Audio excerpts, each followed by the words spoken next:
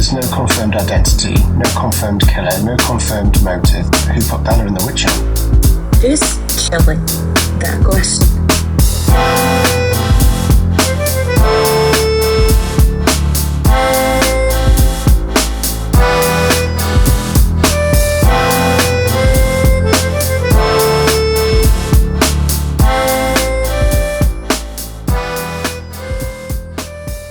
Welcome to an unusual episode of Beans on Borscht. We are going to have a quick discussion about what we've kind of been up to this week. How's your week been, Hannah? Nice to see you again. Nice to see you again too. My week has been pretty busy. Oh yeah? What have you been up to? I've been up to a lot of exercising every day. Yeah. I got really into millennial hobbies. You enlighten me. What's the difference between a millennial hobby and a normal hobby? I think what gives away a millennial is climbing, any sort of fighting. Fighting? So for me, it's jiu-jitsu lately. I've heard that it's quite a millennial hobby recently.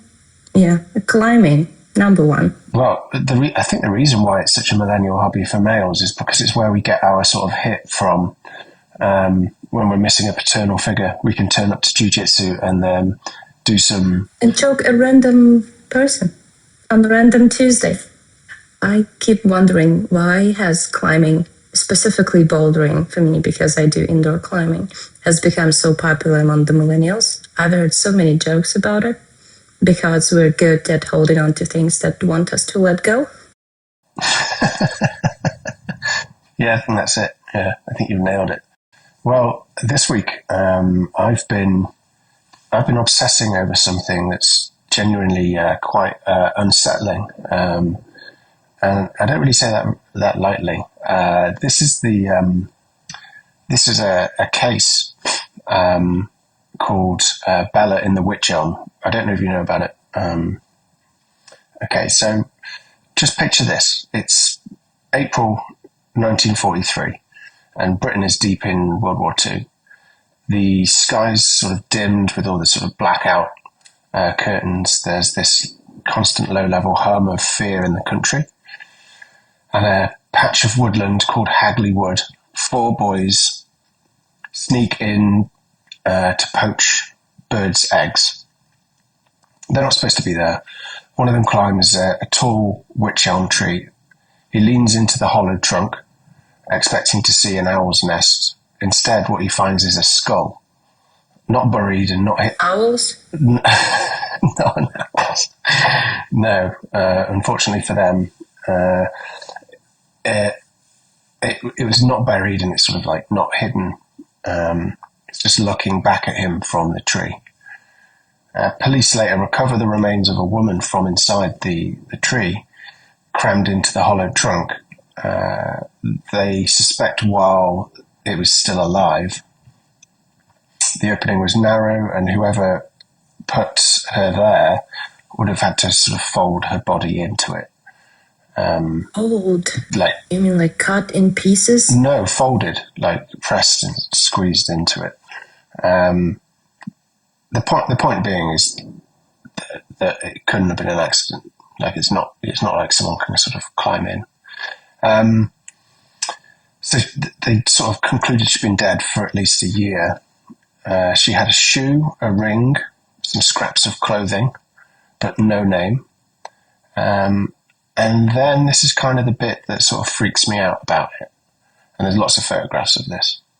About a year later, in 1944, graffiti started appearing around the walls of Birmingham.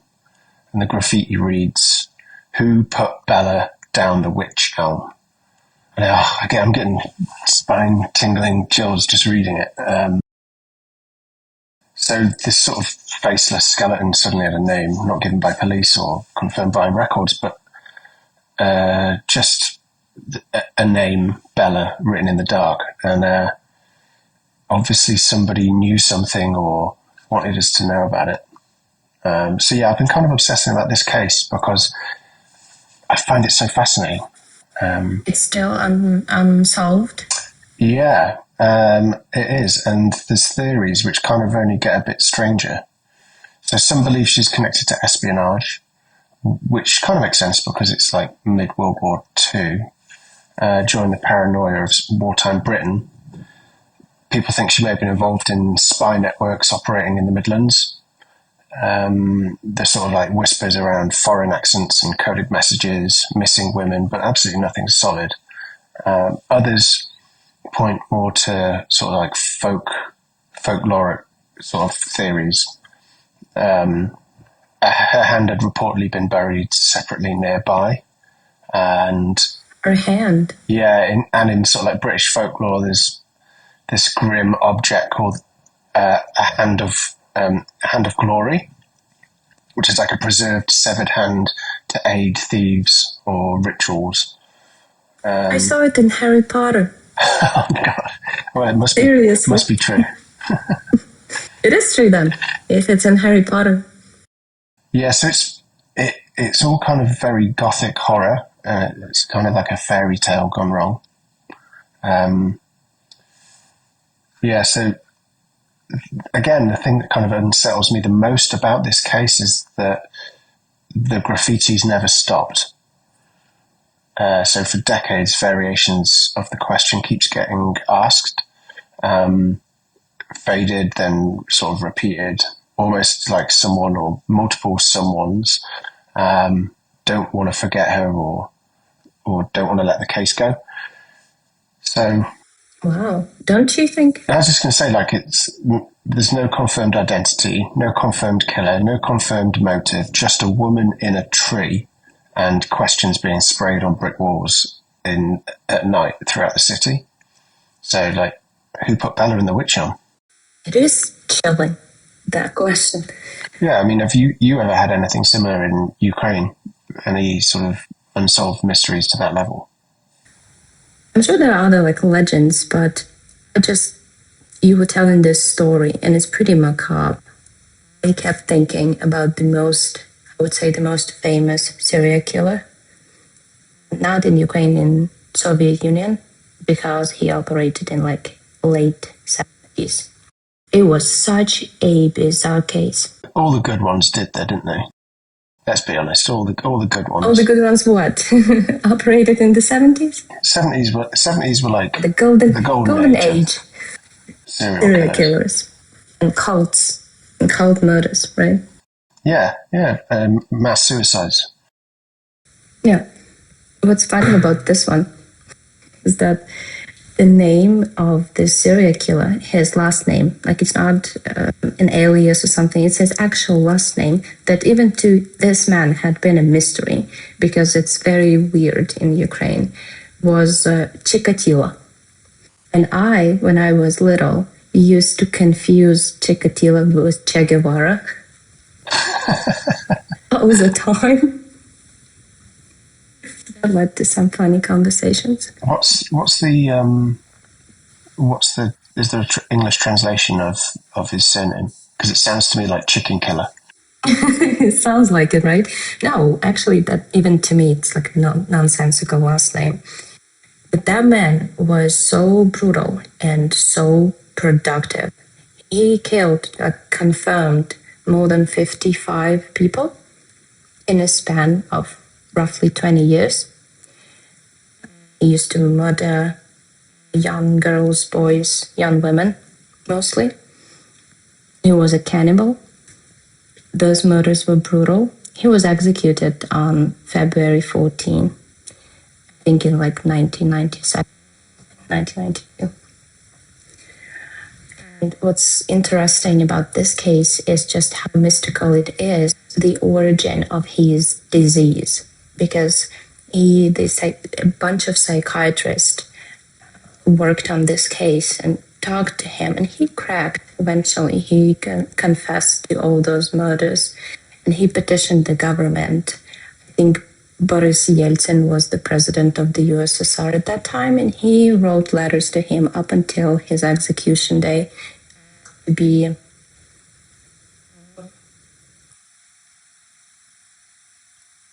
confirmed not guilty. Oh yeah. For being released because he was sentenced to death. And what's also interesting is that he was born right after Holodomor, and he lived through the Second World War. His father was in the army, and then he got captured and went to a German concentration camp, was released, and was confirmed a traitor. That's what the USSR did back then to the prisoners of war. So his father and then his, I think, grandfather, grandmother were like enemies of the state. And while this man, this serial killer, has been petitioning the government to absolve him, he asked for his parents and for his father to be also absolved. And he said that I'm a number one communist. I believe in communism. It was so weird and so bizarre. And there are a lot of almost legends. They're not confirmed how he came to be the way he was, because he was also a cannibal. And there is one story that he became a cannibal, first of all, because he was born right after Holodomor. Yeah. And you know about Holodomor, right? You watched of course. documentaries. So cannibalism was a thing. Yeah. It surfaced from time to time. There were, There is a theory that his older brother was either kidnapped and eaten by some people during Holodomor, or his own parents had eaten his older brother. But when he was little, Holodomor was over. But still, the times were still awful. And parents used to scare their kids into going outside, and they would scare them with, you're not supposed to be outside, otherwise people can kidnap and eat you. So maybe that was a legend, maybe not, how he became a cannibal. But also there is another legend. He was, I think, around 6 when that part of Ukraine where he was from was occupied by Germans. And he witnessed Nazis shooting civilians. And him and some other young kids, they were just looking at the execution. And then the German soldiers started shooting at him and the kids. He just fell and hit his head. The soldier thought that he died, so he threw him into the mass grave with other victims. And this serial killer got so scared to get out of that mass grave that he spent the entire night with those dead bodies, and then he came home. There are a lot of very unsettling, very disturbing theories. As I said, none of them confirmed why he ended up killing 55 people, eating some of them, and being generally super cruel to his victims. Yeah, so you've absolutely done me on the murder top trumps there. I thought my story was really... Well, yours is elegant and sophisticated and just mystical. Mine is USSR style. Yeah, and taking it back to the 70s, I do wonder if there is a stat that we could find that sort of talks about the number of serial killers that sort of emerged in the 70s. I mean, obviously we had the Moors murders, which were much earlier. But in terms of America, you've got Ted Bundy, John Wayne Gacy, Son of Sam, Zodiac, what's he called? BTK, that guy. Kemper. Jeffrey Dahmer, I think, also in the 70s. We had Peter Sutcliffe, Yorkshire Ripper, and then was the Golden State Killer a bit later? I can't remember. So that was a guy in California. He killed for ages. That was a really interesting story. He was a home invader, and he would torture couples. It's interesting. I just mean because it was so bad that they called a town meeting, and then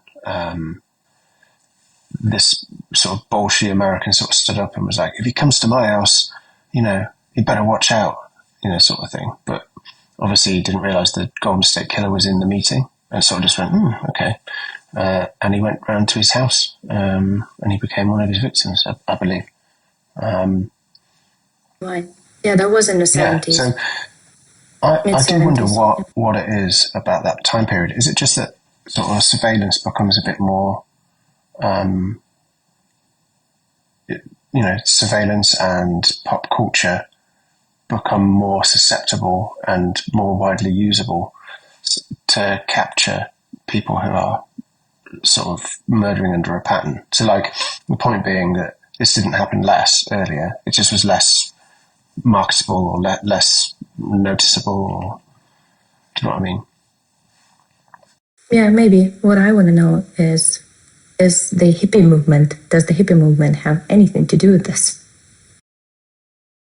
It's interesting you say the hippie movement, though, because I did hear Zizek talk about the hippie movement and the current situation we have in politics with Musk and Trump are direct products from the sort of no shame, free love movement, which I think was a really interesting point. The idea of breeding a society that doesn't have shame as kind of like an integral human emotion.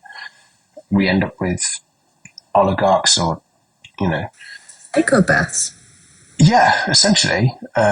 It seems to me like Zizek is making a really sound point that in that sort of release the shackles moment, we end up with decades later leaders that are, sewn to their core with this exact movement. I mean, Trump is so shameless. The more shameless he seems to get, the more self-aggrandizing he seems to get. Like, his narcissistic traits at the minute seem so... Through the roof. Honestly unsettling to hear him talk. But it's really, it seems to work for some reason. Like, why is he so bulletproof? But that's the question. Why does it work? I don't know. I'm so curious as to how does it work? Why does it still work? Obviously, it doesn't work on all people in America, in the States. But there are still large amounts of people that believe him, trust him, maybe even find something admirable in him, in what he does and how he talks. And up until maybe like a year ago, I used to think that Trump just employs this tactic where you can talk a bunch of bollocks, a bunch of nonsense, and then you print some, or like you sprinkle it with some sound points. You say something thoughtful, something smart once in a while, and that will balance the scale a little bit. And people will hear him say something actually reasonable and then forget about all the unreasonable bullshit that came out of his mouth. But I'm not sure that's how it works now. Well, I used to think when I'd watch him on any sort of like campaigning he was doing, like, it seemed pretty obvious to me that what he was doing was just shooting out something and watching the crowd, and if it resonated, he would stay on that topic and hammer that topic. So I do think there was some sort of method in this sort of incoherence that he had. He was just shooting stuff out, and then, oh, that's resonated, I'm going to stay with that topic and get a big cheer. But now of late, like, his syntax and how he talks, it seems lost. I used to work in brain injury. I used to work with clients with acquired brain injuries, and some of them would have different parts of the brain that were damaged. So that would mean that they would have to, they would function differently. Some would be more cognitively present. Some would get fatigued quite quickly. Some wouldn't be able to talk. Some would have memory issues. Some would have inhibition problems. And he reminds me of a couple of clients that we used to work with where they would be present and then they would dip off the objective reality and then they would resurface almost. So you'd have these islands of objective cognition and then subjective loss sort of surrounding them. And he reminds me of that. He really does look like sometimes he's just rambling until he goes, oh yeah, that's what I was talking about, or that's the subject that I was on. Yeah, and there's a lot of repetition in his speech. He will repeat the same sentence or the same sentiment over and over and over again. Yeah, on the Prince Andrew stuff that last week, he was saying things like, very sad, very sad. It's very sad, It's sad. It's real sad. I can't do Okay. an But American yeah, accent. I saw that video and I was like, yeah, okay, we get it. It's sad. Any other adjectives? Any other sentiments apart from it's very sad? What's sad about it, President? Mr. President, what's sad about it? That, like, a member of the royal family has been arrested. Is that the sad bit? No, exactly. Not the fact that the victim, chasing justice for years, committed suicide. Yeah, that's not sad. That bit is the poor royal family has faced the shame. And then committed suicide. Should point out that that's not what he's been arrested for, though. Yeah, I know. And he obviously has maintained his innocence through all those allegations. That's the infuriating part for me in this case and in similar cases where the public knows, basically everybody knows that the person is guilty of something horrible.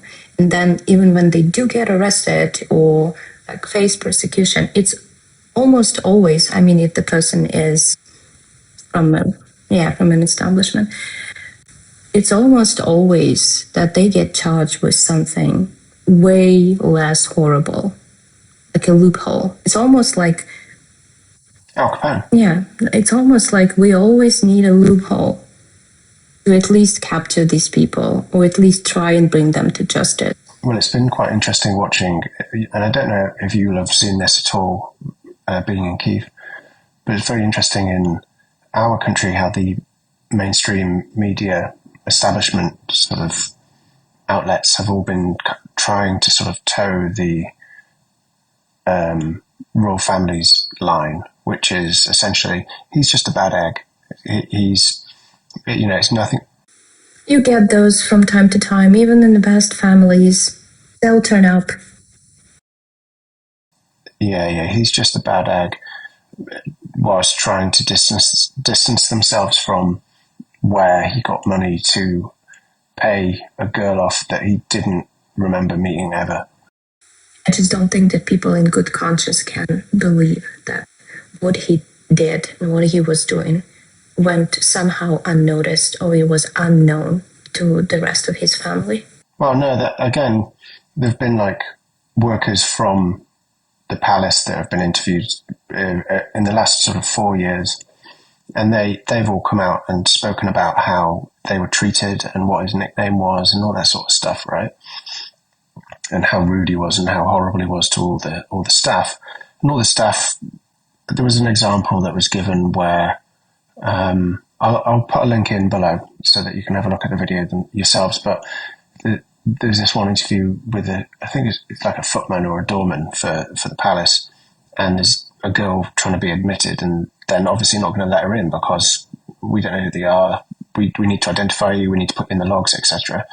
And Andrew sort of just called him like a really horrible name and was like, just let her in, It's just like the level of entitlement. And you saw it in that picture from last week of him in the back of the car looking like he's seen, just slipped. He's seen through the eye of the needle and seen, oh my God, a world with consequences. I don't know if you'll see any, but he's just seen a glimpse of it. And he's like, oh my God, this is what normal people have to live with. Oh my God, you can see it. It's glorious. That picture is just glorious. That moment of realization that you can face consequences for your horrible actions and you're not immune. Yeah, well. He looks deranged in that picture. Like, honestly, deranged from fear. You know what? Change topic real quick. Please. There is something that I've been obsessing over for over a week. I don't know why, because it's such a mundane thing that happened, but I just can't get it out of my mind. So recently, there are like a bunch of little stores in my neighborhood, and I went to that store to just buy something small. I don't know, maybe a bread or something, and I saw a man buying lottery tickets. And that was the first time I even noticed that the cashier had an actual stand with a bunch of those lottery tickets. Well, do you mean scratch cards? Yes, yes, yes. Right. Scratch Yeah. cards and like lottery tickets. I go to that store maybe every day or every other day, and to stores like that and similar.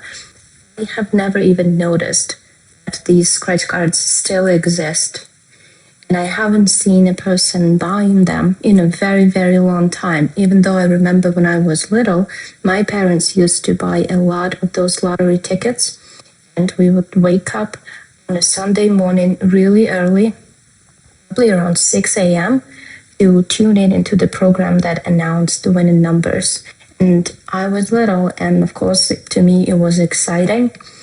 And I didn't question why would my parents, who didn't have a lot of money, would spend money on such useless things as lottery tickets. And I just thought that it went extinct. Like it wasn't even a thing anymore. And I saw these like man who was about 50 maybe buying just a bunch of those scratch cards.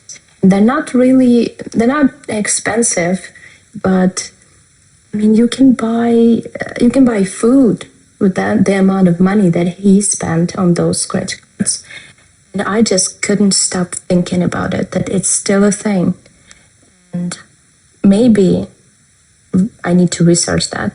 Maybe these things even got more popular now when people are struggling. Yeah.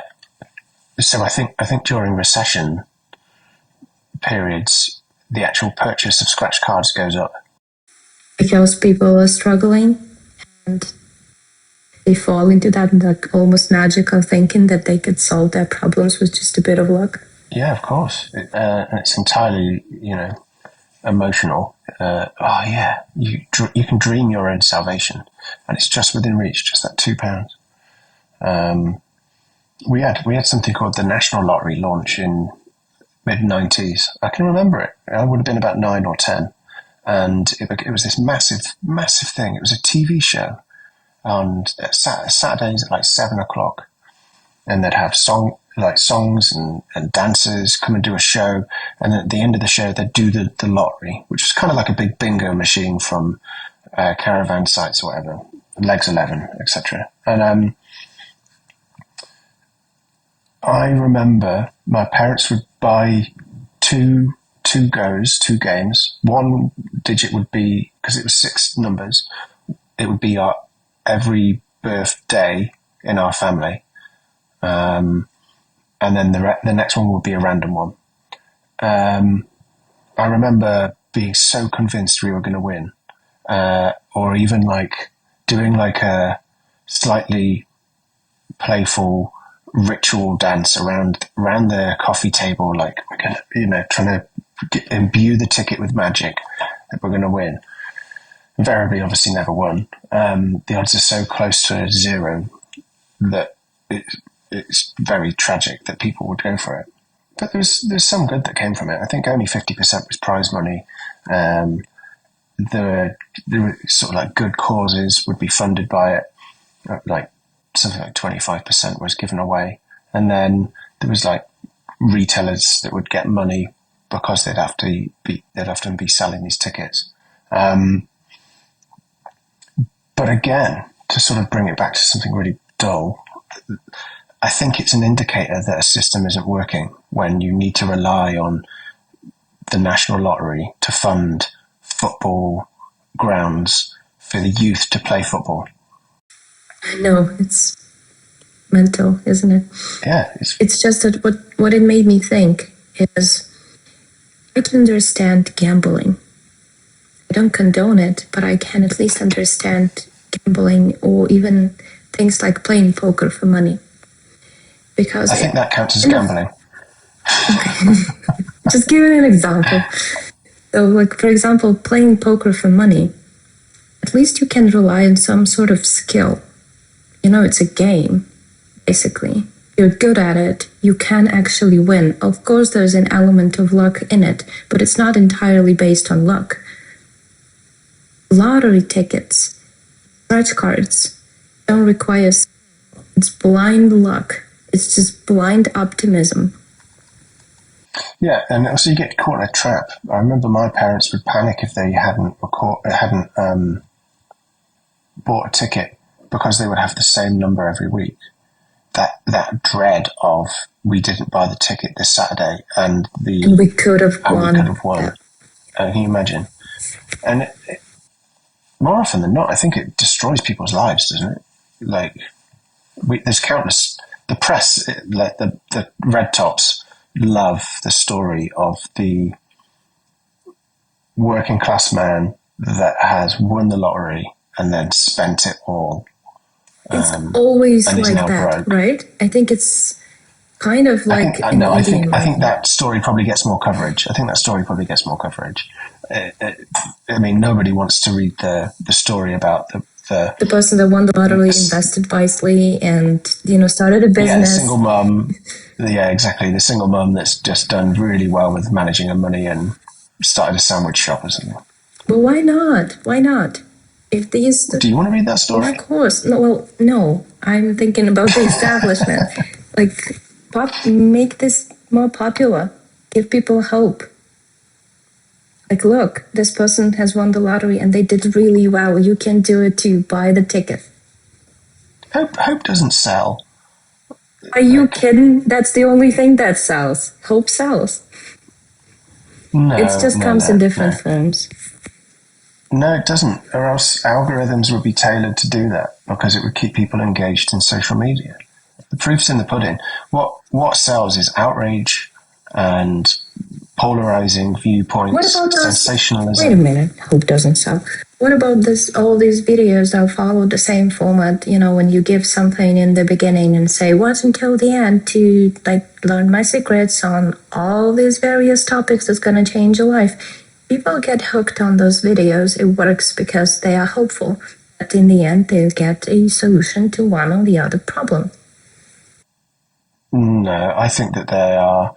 I don't think that's the mechanism. There isn't hope. The mechanism there is satisfaction, and they're getting satiated by.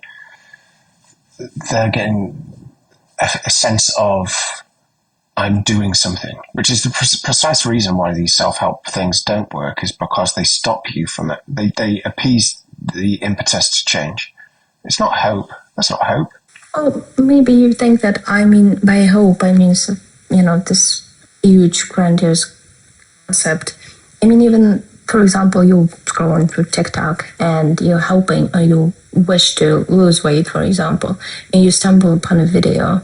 In the beginning of the video, a woman tells you, stick around till the end and you'll get the recipe for this, magical salad that's going to help you lose weight. You're going to watch. That's what I mean by hope. I kind of think with the scratch cards, it's hope or a dream obviously helps sell the product, right? The price is probably key. If you look at next time you go to the store, have a look at the range of costs, because I don't think it will be just one cost, right? I reckon you've probably got a range of £1, £2, £5, £8 scratch cards. And I'm not absolved to these. I absolutely. You buy them? No, I don't. But I might do once a year. I might be. It's not often I go to the corner shop, if I'm honest. But rolling your eyes at me. No, it's not. I go to the supermarket. I don't buy tobacco, which is where you would mostly find them. Yeah, so it might happen once a year. I might be like, oh, I'll just chuck £3 in. Imagine if I get half a mil. So I think that trivial amount really helps. And then obviously it's just pure addiction by that point. It's just anticipation. All the best parts of being an addict to something is not the product. It's the anticipation of the product. Oh, true. I think buying those once a year was a form of entertainment, for example, or it's just a very small guilty pleasure. Like if you say, I'm going to just buy a lottery ticket or a scratch card on my birthday every year, just as a ritual, a small thing, that's fine. I did. You don't judge. I did. I did gamble when I went to watch Oldham Athletic football team play a couple of weeks ago, and I I guessed the correct scoreline and I won £100. And was it amazing? It was, how did I feel? It was a joint bet with one of my friends, Jimmy. And you know, it's the hope in his eyes that kept me going. I hope so. Yeah, it was. I could have cashed out, and I could have cashed out like £56, but he was like, all or nothing.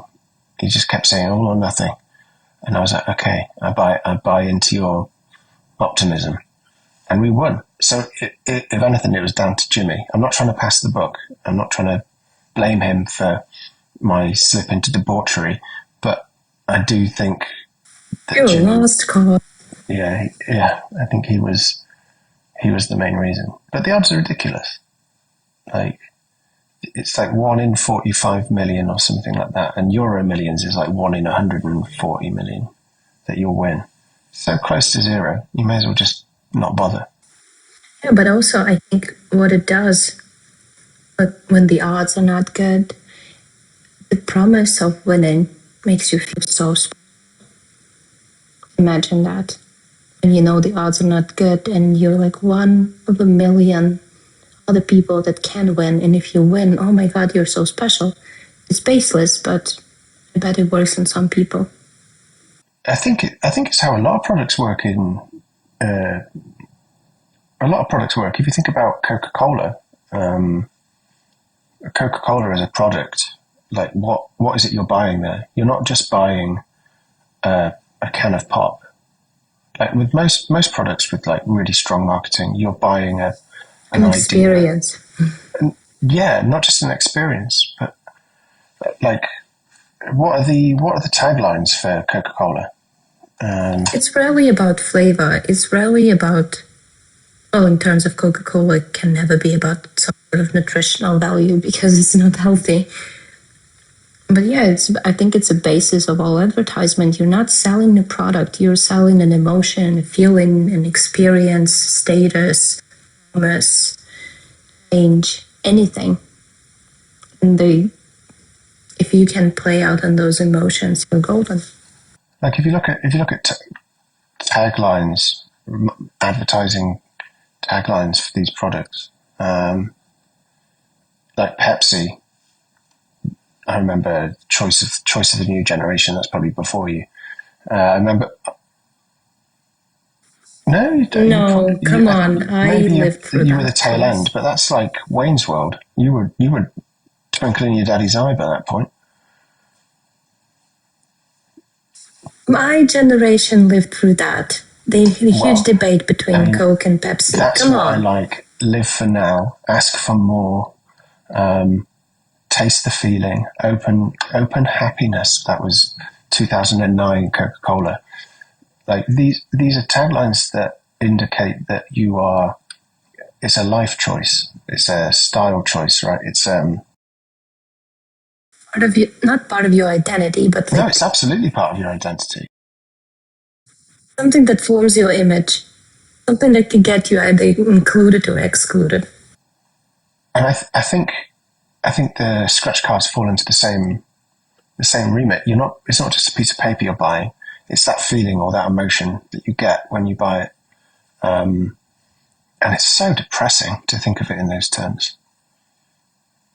Because it's so fleeting. It's so fleeting.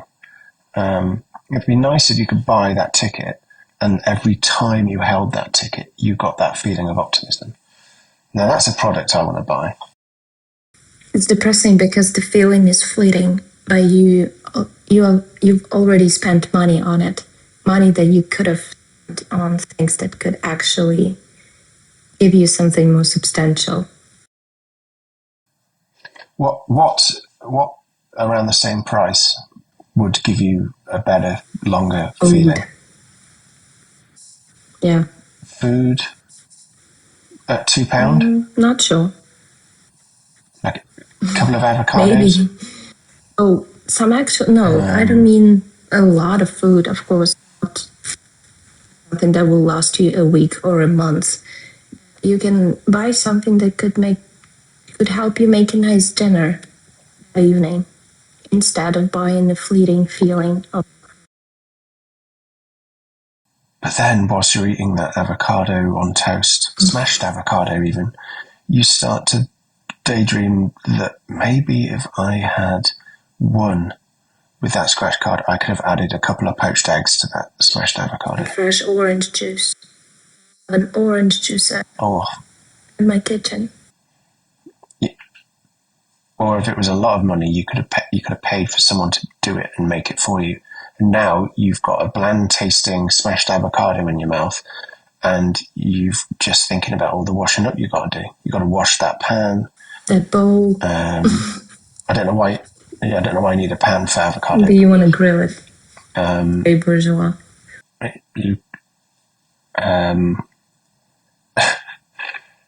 Yeah, and then admittedly you're not hungry, but you're hungry of a different sort. Spiritually hungry, maybe. So maybe I'm pro scratch cards. Maybe you've convinced me. Oh my God. Whatever next. And, you should sit with the loss. Sit with the losses. Aim for the losses, maybe. Scratch cards, and it's when you win, you really lose. Imagine if you were to write taglines for scratch cards. Yeah. Aim for the losses. Lose big. Try again. Scratch, don't sniff. Open happiness. Borscht, yeah. We could have given these scratch cards a very nice rebranding. Yeah, we could. With these new taglines. Yeah, we could. But I tell you what, though, the bloody worst thing about this society we've got at the minute is when you get a scratch card, it's a cashless society. How do you bloody scratch them? There's people walking around with pockets full of scratch cards that are 6 months out of date. They can't scratch them. With your phone. Because they don't have any... no coins. You need an app for it. Yeah, any coins. And that actually makes sense, because coins is the only thing that I remember we used to scratch the cards. I don't think of anything I've ever used for that purpose. And now what? Should you use your phone? Maybe there is a market for soothing scratch cards, where you could just be like, I don't know, you buy them if you're feeling low, and it's marketed specifically of like statistically unlikely, emotionally necessary, and it's like really nice bubble writing, maybe a soft palette. Honest scratch cards. Fund your own delusion, something like that. I make no promises, but make you feel good. Yeah. Or you could even go matter of fact, and you could be like, I don't know, scratch the grey, improve your day. An easy one. But yeah, I think that's all we've got time for this week. I hope everyone's enjoyed this rambling conversation between the two of us. Hope everyone enjoyed me being totalitarian today with my controversial ideas. I just want to give a disclaimer that everything I say, I'm kidding. That'll stand up in court, won't it? Yeah, I don't mean it. So it's time for us to say goodbye.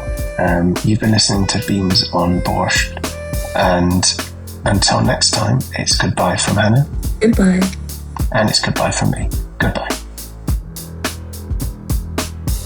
You've been listening to Beans on Borscht. May the noble art of podcasting prevail.